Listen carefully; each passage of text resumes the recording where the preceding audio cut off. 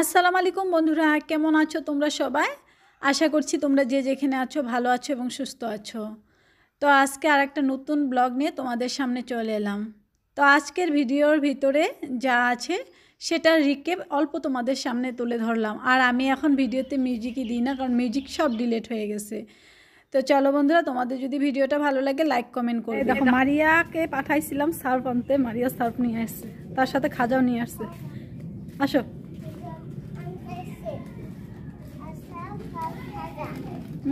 তুমি কি কিনছো? সার্ফ আর কি খাজা? যাও ঘরে যাও।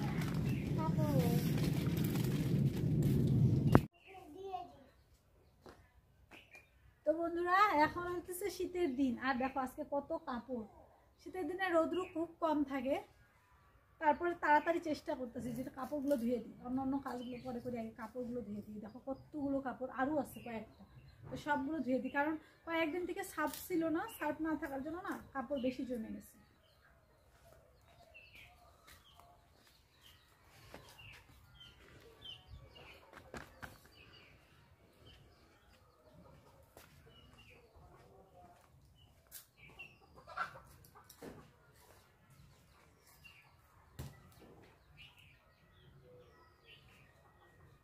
তো কাপড়গুলো আগে ভিজিয়ে রাখি, কারণ কাপড়গুলো কিন্তু সঙ্গে সঙ্গে যদি ধুয়ে দিই না, তাহলে কিন্তু অতটাও ছাপা হয় না। সেই জন্য অল্প একটু সময় রাখবো আমি, যাতে করে কাপড়গুলো একটু সাপের পানিতে ভিজে থাকে। তো তারপরে যদি ধুই তাহলে কিন্তু অল্প খোঁচা দিলেই কাপড়গুলো ছাপা হয়ে যায়, আর এতগুলো কাপড় না জমে না। তো কয়দিন থেকে সার্ফ শেষ হয়েছে, আমি ভাবি যে তোমাদের ভাইয়াকে বলবো, আর মনেই থাকে না আমার। তো ডেইলি ভাবি যে আজকে থাক, ও আসার সময় ওকে মেসেজ করে দিব বা ফোন করে বলে দিব, তো এরকম করে মনেই থাকে না। সেই জন্য আজকে অনেকগুলো কাপড় জমে গেছে। তো আজকে মেয়েকে দিয়ে, এই যে পাশের বাড়িতে সার্ফ পাওয়া যায়, তো ছোট একটা প্যাকেট নিয়ে আসলাম। তো দেখো এখানে কাপড়গুলো আমি সার্ফে ভিজিয়ে রেখে আসলাম, আর এখানে আইসে ঘরের বিছনাপাতিগুলো সব কিছু তুলে নিতেছি, মানে পরিষ্কার করব ঘরটা আগে। তো এখানে কাপড়গুলো ভিজে যাবে এত পর্যন্ত, আর এদিকে আমার কাজগুলো হয়ে যাবে। আর আজকের এই যে বিছনার চাদরটাও উঠিয়ে নিলাম, কারণ এটাও ধুয়ে দিব। তো চলো, এখানে দেখো ঝাড়াঝাড়ি করে, এই যে এখানে এই কাঁথাটা ধোয়ার পরে আর মানে পাতাই হয় নাই। তো আজকে যেহেতু চাদরটা উঠাইছি, তো এখানে চাদরের নিচে এই কাঁথাটা পাইতে দিলাম। তো রোজ দিন ভাবি, রেবিকা সুলতানা আপু কিন্তু আমাকে একটা কমেন্ট মানে 2 দিন করছে আপু, আর আমি ভাবছি যে রিপ্লাইটা ভিডিওতে দিব, আর মনেই থাকে না। তো আপু বলছে আমাদের এখানে খাসির মাংসর দাম কত। তো এখানে খাসির মাংসর দাম হচ্ছে 600 টাকা কেজি। আর ভিডিওতে মানে কমেন্টে যদি আমি এরকম নাম্বার লিখে দিই না, তাহলে না ওই কমেন্টগুলো রিমুভ হয়ে যায়, ইউটিউব থেকে রিমুভ করে দেয়। সেই জন্য ওইখানে কিন্তু অল্প ইঙ্গিত দিয়ে বলছিলাম, জানি না আপু বুঝতে পারছো না নাই। তো আজকে কিন্তু ভিডিওতে বলে দিলাম 600 টাকা কেজি, তার মানে 1 কেজিও 600 টাকা। তো দেখো, তোমাদের সাথে গল্প করতে করতে কিন্তু বিছনাগুলো সুন্দর করে গোছিয়ে নিলাম। তো তারপরে চলে আসলাম এই যে র্যাকের এখানে, র্যাকটাও আজকে গোছাবো। তো র্যাকগুলো তো এখন ঠান্ডার দিন না, বেশি কাপড় জামা হয়ে গেছে। তো আমি সোয়েটার টোয়েটার যেগুলো বড় বড় আমার, তোমাদের ভাইয়ার, ওগুলো কিন্তু ওই যে ছোট্ট যে বিছনাটা আছে ওই বিছনার সাইড দিয়ে বড় বড় জ্যাকেট সোয়েটার ওগুলো ভাঁজ করে রাখি। আর বেশিরভাগ মেয়ের কাপড়গুলোই এই র্যাকের মধ্যে রাখি। তো আজকে একটু চলো র্যাকটা সুন্দর করে গোছিয়ে নিই। আর একদম দেখো না, পাও হাঁটু গায়ে বসে পড়ছি, বসে তারপরে র্যাকটা গোছিয়ে নিলাম। তো ভিডিওতে যেরকম দেখায় যে স্পিড বাড়িয়ে কাজগুলো করে ফেলাই, এরকম যদি সত্যি সত্যি করা যায় তো এত স্পিডে, তো যতটুকু সম্ভব তাড়াহুড়ো করেই করি। তারপরও ভিডিওতে অতটা যদি স্লো স্লো দেখায় তাহলে কিন্তু অনেক লম্বা হবে। আর তোমরা কিন্তু লং ভিডিও দেখতে চাও, সেই জন্য দেখো আজকের ভিডিওটা কিন্তু আমি যা কাজ করছি সব কিছুই তোমাদের সামনে তুলে ধরছি। তো আজকে ভিডিও তোমাদের কীরকম লাগছে কমেন্ট করে জানাবে। আর আলনার নিচ সাইড দিয়ে আমি যে জুতাগুলো ওখানে সুন্দর করে রেখে দিচ্ছি, এখন আর বাইরে রাখবো না, বাইরে রাখলে বেশি ধুলো হয়। আর কালকে তোমাদের ভাইয়া মেয়ের জন্য নিয়ে আসছে ফল, আর ফলগুলো এই যে এই ঝুড়িটার মধ্যে রাখলাম। এই ঝুড়িটা কিন্তু ওই ঘরে ছিল, পেঁয়াজ রসুন রাখতাম, তো এখন ফলগুলো কিসে রাখবো, সেই জন্য পেঁয়াজের ঝুড়িটা খালি করে নিয়ে আসলাম। তো এটার মধ্যে রেখে দিলাম। তো পরে ফলটা আমি একটা রুমাল দিয়ে ঢেকে রাখছি, কারণ নাহলে না যে কলা থাকলে কিন্তু ছোট ছোট মাছই পড়ে। তো এই যে দেখো, এখন ওই পাশ থেকে মানে ঘরের কাজটা করে চলে আসলাম। আধা ঘন্টার মধ্যে আমি 2টা রুম একদম সম্পূর্ণ ডিপ ক্লিনিংই বলতে পারো, খালি ঘরটাই মোছা হয়নি, তাছাড়া সব কিছু টিপটাপ করে চলে আসলাম। তো এই এত পর্যন্ত আধা ঘন্টার মধ্যে কিন্তু কাপড়গুলো অনেকটাই ভিজে আসছিল। আর এখন আমি এগুলো এইভাবে খইচে ধুয়ে দিব। তো এখানে তাও নাই নাই করে 2 বালতি কাপড় কিন্তু ভর্তি ভর্তি করে হয়ে গেছে। আর ওই যে বিছনার চাদর টাদরগুলো পরে ভিজিয়ে দিছিলাম আমি। তো চলো আগে না অল্প এগুলো ঘরের কাপড়, যে মেয়ের নতুন সোয়েটার পায়জামা এগুলো আগে ধুয়ে ধুয়ে উঠিয়ে রাখি। আর রৌদ্রও তো এখন থাকে না, ঠান্ডার দিন, আর বাড়িতে গাছপালার জন্য মানে রশিও টানাইতে পারি না। তো ওই একটা রশি আর তাছাড়া ওই যে বারান্দার যে তারটা, ওই বারান্দার তারের মধ্যে কিন্তু আমি অনেক কাপড় মেলি, কারণ বারান্দার ওই জায়গাটায় কিন্তু অনেক রৌদ্র থাকে, ওইখানেও হালকা পাতলা কাপড়গুলো দিয়ে দিলে কিন্তু শুকিয়ে যায়। তো দেখো আমি কিন্তু অফ ক্যামেরাতে অনেকগুলো কাপড় ধুয়ে এরকম করে মেলিয়েও দিচ্ছি। তারপরে দেখো তোমাদের সাথেও কিছু শেয়ার করতেছি। এই যে বারান্দা দিয়ে হালকা হালকা যেগুলো পাতলা পাতলা কাপড় ওগুলো কিন্তু দিতেছি, আর ভারী সোয়েটারগুলো নিচ দিয়ে দিচ্ছি। আর দেখো আমার এই বাগানটার মধ্যে কত সুন্দর রৌদ্র পড়ে। তো এই রৌদ্রুর জন্যই কিন্তু এখানে ছোট্ট করে বাগানটা করা হলো। আর একজন আপু, তো অনেক আপুরাই আমাকে বলেছিলে এইখানের মধ্যে একটা কাপড় বা কিছু একটা পাতার জন্য। তো যাই হোক আমি পাতি, আবার না মেয়ে ঘুচিয়ে রেখে দেয় বা টিউশনের বাচ্চারা আসলে ফালিয়ে দেয়, এরকম করতে করতে কিন্তু থাকে না। তারপরেও আজকে একটা এখন আমার কাছে বড় কাপড় নাইকা, এই ছোট একটা ওড়না ছিল, ওড়নাটা পাইতে দিলাম এই পাশে। আর মেয়ে দেখো আমি কমলার চুকলো ছুলতে গেছি আর একটু রস ছিটে গেছে মুখের মধ্যে। তো এই যে কমলাগুলো এখন ছুলে ছুলে দিতেছি, রোদ্রুর মধ্যে বসে বসে মেয়ে কমলাগুলো খাইয়ে নিবি।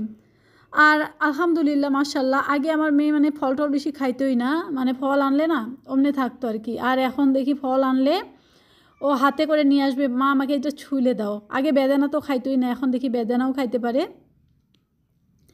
তো যাই হোক দেখো তখন কিন্তু আমি তোমাদেরকে বলছিলাম যে রুমটা কিন্তু পুরা ক্লিনিং করছি। তো রুম কিন্তু উপরে ক্লিনিং করা হয়েছিল, তারপরে রুমটা ঝাড়ু দেওয়া হয়েছিল না। তো এখন বারান্দা ঠান্ডা ঝাড়ু দিব, বেঞ্চ টেঞ্চ সব ঠিক করছি, ভাবলাম যে রুমটা একটু ঝাড়ু দিয়ে নিই।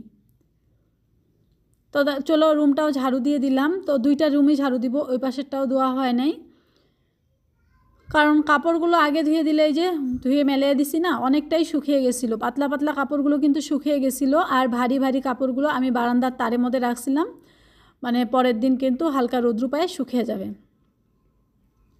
তো আগে আমি এই কাজগুলো দেরি করে করতাম, মানে কাপড় ধোয়া কাজটা না একবারে যখন গোসল করব তখন করতাম। আর এখন ঠান্ডার দিন যেহেতু, এখন আগে কাপড়টা ধুয়ে দিই, কাপড়টা ধুয়ে দিলে শুকিয়ে যায়। তো এখানে দেখো আমাদের বারান্দাটার মধ্যে কিন্তু যেদিন রৌদ্র উঠে ভালোই রৌদ্র পড়ে, এই যে দেখো কত রৌদ্র পড়ছে, বারান্দাটা একদম সুন্দর লাগতেছে। তারপরে কিন্তু রৌদ্র পড়লে এই যে ধুলাগুলো একদম বেশি উড়ে, মানে ধুলাগুলো আলগা হয়ে যায়।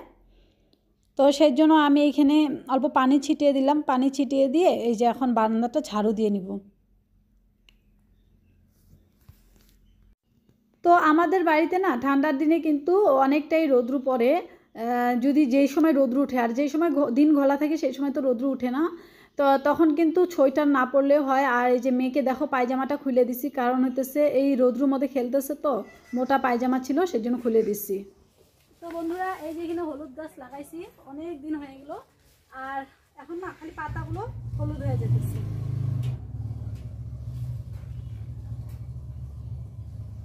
তো আজকে আমি এই হলুদ গাছের থেকে হলুদ বাই করবো, মনে হইতেছে এটা হলুদ হয়ে গেছে, সেই জন্য পাতা মানে পানি দিল পাতা শুকিয়ে মানে এরকম হয়ে যেতেছে। আর আমার বালতিরও দরকার আছে, এখানে মরিচের চারাগুলো মানে একটা একটা করে বালতিতে লাগালে কিন্তু অনেকটাই কি হবে, সুন্দর হবে গাছ।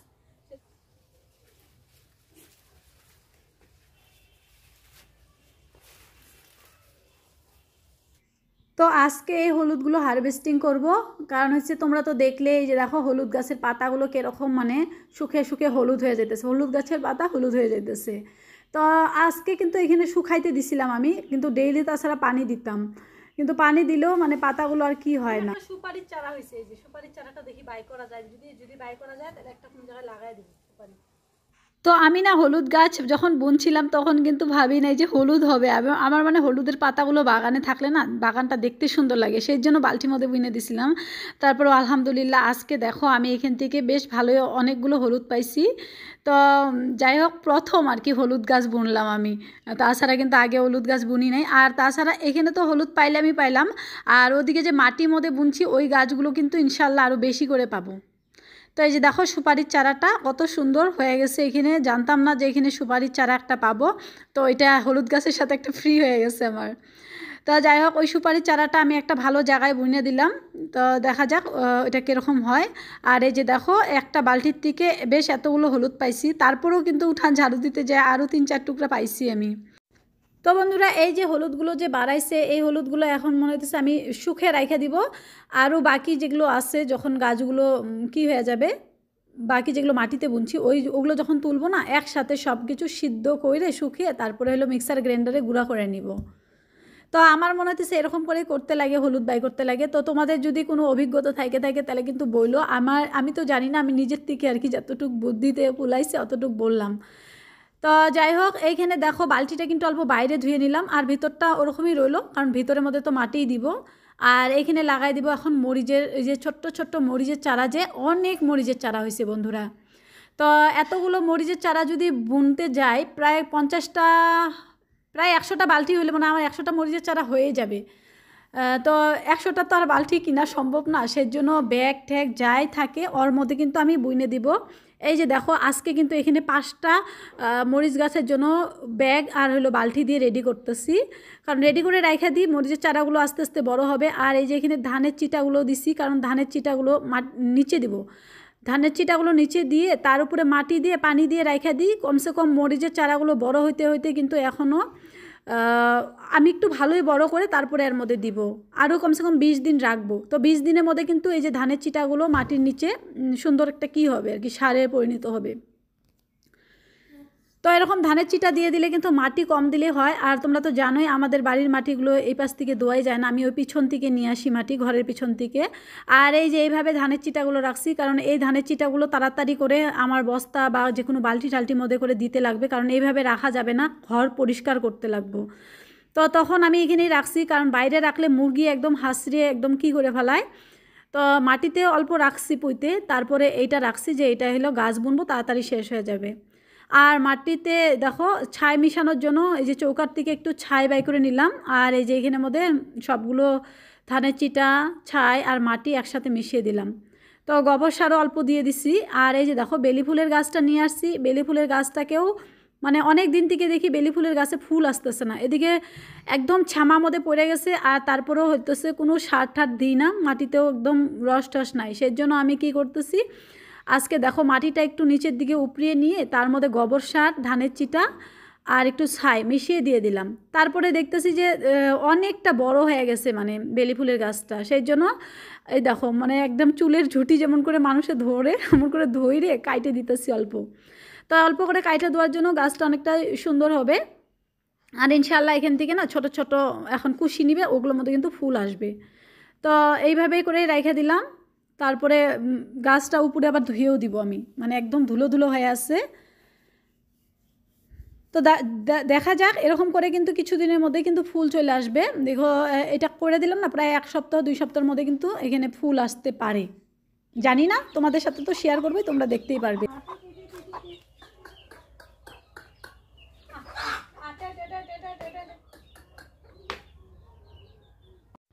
তো বন্ধুরা, তোমরা দেখতে পারছো আমার মুরগির বাচ্চাগুলো কিন্তু এখন অনেকটাই ঝরঝরা হয়েছে।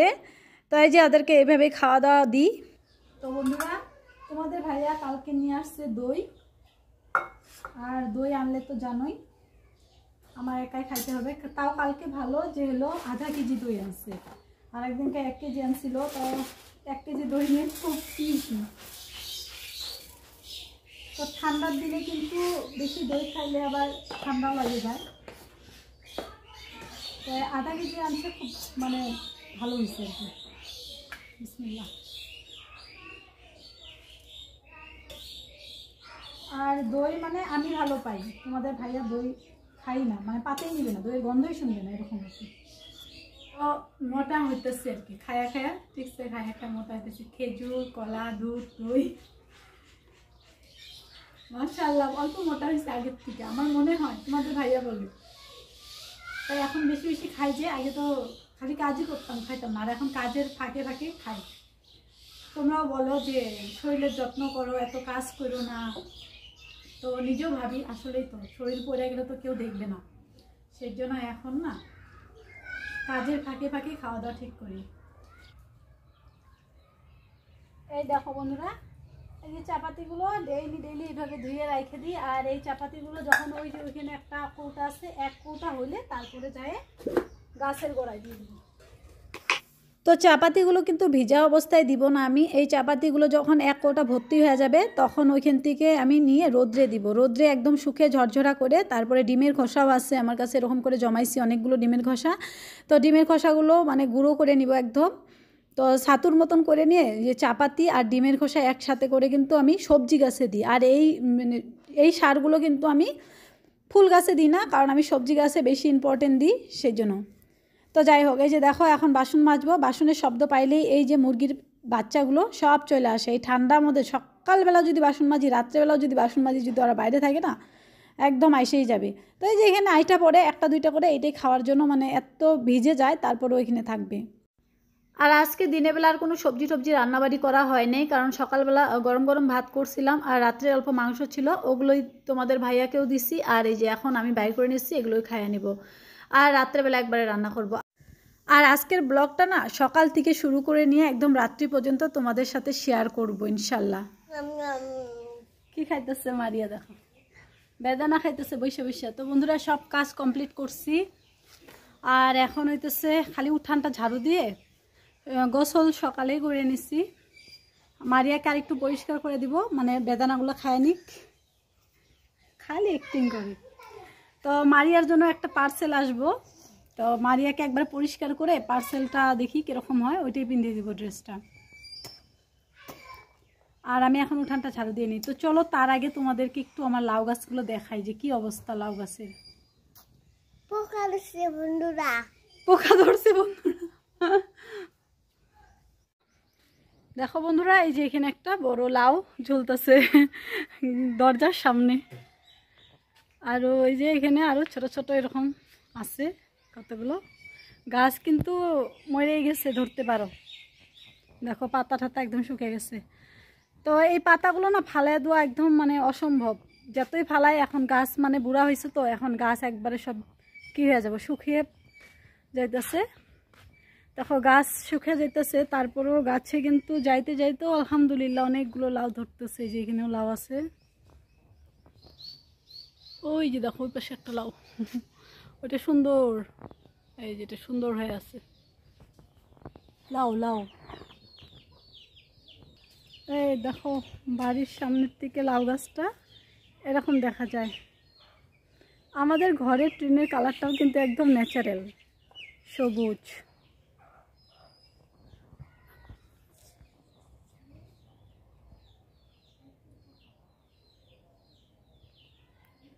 তো আশা করছি আজকে একটা বড় ব্লগ দিতে পারবো ইনশাল্লাহ। এই দেখো সিম গাছে অনেক ফুল আসতেছে, এই যে দেখো সিমের ফুল। তো বন্ধুরা জানি না ভিডিওটা আর বড় করবো না, নাই মনে হইতেছে আর বড় করবো না, অনেক বড়। মানে ঘরে তো কমে আসতেছি। 31-47 মারিয়ার ড্রেসটা আজকে আসছে, রিটার্ন করে দিছিলাম। এটা আর একটা সুন্দর দেখে দিছি, তো বাড়িতে যাই এটা দেখবো।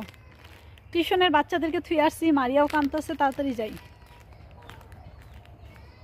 তো এই দেখো তোমার জন্য কত সুন্দর ড্রেস, নাও মানিয়ে নাও। দেখো আমার সোনাটা কাইন্দা চোখের পানি বের করে ফেলাইছে। বন্ধুদেরকে দেখাও, একটু দেখাও আমার জন্য ড্রেস আনছে। ওমা কাঁদছো সোনা, ওমা পাখিটা, আসো আমি কোলে নি। বন্ধুদের সাথে একটু কথা বলো, একটু কথা বলো, বলো। তখন আসতেছি কেমন করে। তো বন্ধুরা দেখো তো উপরের ড্রেসটা কি ভালো লাগছে, কিন্তু পায়জামাটা তো শর্ট কেন, এটা কি 3/4 পায়জামা নাকি? তোমরা একটু কমেন্টে জানায় তো, কত ঘোরামো, ভাল লাগে না। তো বন্ধুরা দিনের বেলা তো আজকে রান্নাবাড়ি করি নেই, কালকের সবজি ছিল ওটা দেখাইছি। দেখো যে গাছের একটা লাউ ছোট্ট, ওইটা ভাজি কেটে নিলাম এই যে এইভাবে, কাঁচামরিচ আর হইতেছে পেঁয়াজ দিয়ে ভাজি করবো। আর এখানে মেয়ের জন্য দুধ বসে। তো বেশিরভাগই মর্নিং রুটিন শেয়ার করি, কারণ টিউশন ছুটি দেওয়ার পরে কিন্তু আর ভিডিও দিই না। তো আজকে টিউশন ছুটি দেওয়ার পরেও যা যা কাজকর্ম কিছু কিছু তোমাদের সাথে শেয়ার করছি। তো এই যে রাত্রে রান্নাবান্না, যেহেতু সকালবেলা আজকে রান্নাবান্না করি নাই, আর আজকে রাত্রেবেলা এই যে দেখো এখানে লাউ ভাজি করতেছি, আর অল্প মাংসও আছে, ওটা পরে গরম করে নিব। তো চলো গাছের এই যে কচি লাউটা একটু ভাজি করে নিতেছি। তো মেয়ের ড্রেসটা কীরকম লাগছে তোমরা কিন্তু কমেন্ট করে জানাবে, আর আজকের ভিডিওটাও কীরকম লাগলো তোমরা কমেন্ট করে জানাবে। ইনশাল্লাহ নেক্সট আরেকটা সুন্দর ব্লগ নিয়ে আসার জন্য চেষ্টা করব। তোমাদের যদি ভিডিওটা ভালো লেগে থাকে বন্ধুরা লাইক কমেন্ট, আর যারা আজকে আমার চ্যানেলে নতুন আমার চ্যানেলটা সাবস্ক্রাইব করে আমার পাশে